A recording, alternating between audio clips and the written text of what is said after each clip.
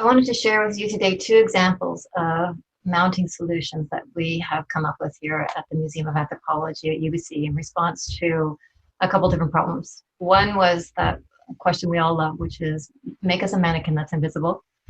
And the other is the solution to the question of how can we mount something so that it can be worn in ceremony. So the first is this Childcat Weaving. It was one of the pieces that was selected for an exhibit that's currently on now, entitled In a Different Light, Reflection on Northwest Coast Art. And it presents over 100 historic Indigenous artworks through the voices of contemporary First Nations artists and community members. So these are presented to the public through stories and through tellings and through different ways of understanding that might normally be seen at the museum. And for this piece in particular, it was important for it to be presented for the weavers. And every weaver that I have known is always deeply interested in the back of the weaving, even more so than they are in the front of the weaving, because all of the starts and stops reveal a massive amount of information about the weaver or the decisions that they made about their weaving. And William White is a Tsimshian Chilkat weaver, and he has taught us over and over again how important this is. And he was the one speaking to this weaving in the exhibit. And with his guidance and with the curatorial guidance, we came up with the idea of the invisible mount that I'm going to show you now. And we were challenged because it couldn't be presented flat in a case, like you'd be able to see both sides. They wanted it to be presented as though it would be on a form, as though it was being worn by somebody. So the first step for us is understanding what that form would look like. And anybody who's worked with the weaving, it's quite hard to imagine it unless you actually are able to drape it over somebody to see how it hangs. So we had one of the curators involved, Phil McLennan, serve that role for us to wear the robe so that we could understand how it would fall. And then from that, we were able to carve down an Epiphone form that was the same shape as him as he was holding his arms, and we knew it would fit into the case in this form. The next step here was to put in a little bit of structure so that the weaving could be supported. We knew we wanted to work with cloth shape because it was thin and light enough in order to make that invisibility happen that we were looking for. So my colleague and I, Carl Schlichting, worked together, and he manufactured, designed and manufactured this metal armature underneath. And what you're seeing here is the metal flat bar that has been painted, and it's also got perforations along the length, which we'll speak to in a moment. So you can see this over top of the tieback that we're using as the template for the cutting of the cloth shape. And here you can see the cut and set cloth shape in shape over top of the metal form. And then you can see along the edges the zap straps that we threaded through the holes in the flat bar in order to secure it in place.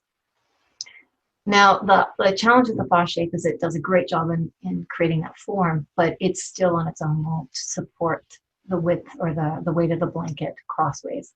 So Carl came up with inserting these, we were calling them ribs, stainless steel rod ribs that were bent into shape and that I stitched through to the cloth shape, and they did a wonderful job of taking that weight.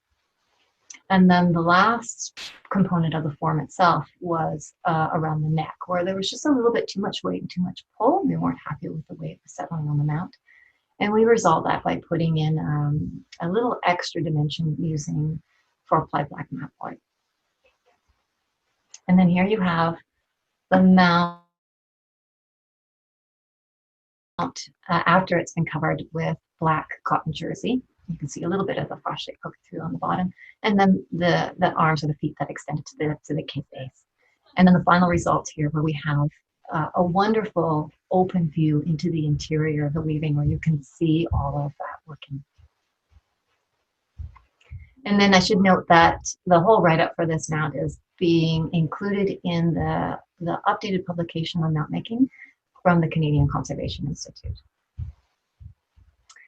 This is a second example, which is not a mannequin per se, but it is definitely a mount for the people, and in fact, an actual person. This is a Thunderbird headdress that had been requested to travel to Alert Bay for use in a potlatch by the family that had originally held this in its possession and still held the rights to use it. And I worked on this solution with the late Kwak artist and hereditary chief Bo Dick. And together we worked on not only, or he recreated the missing elements.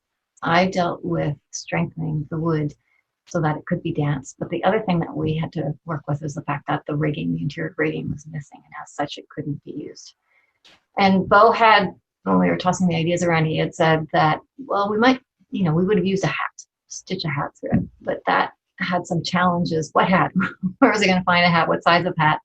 But then, of course, I immediately thought frost shape might be able to do this.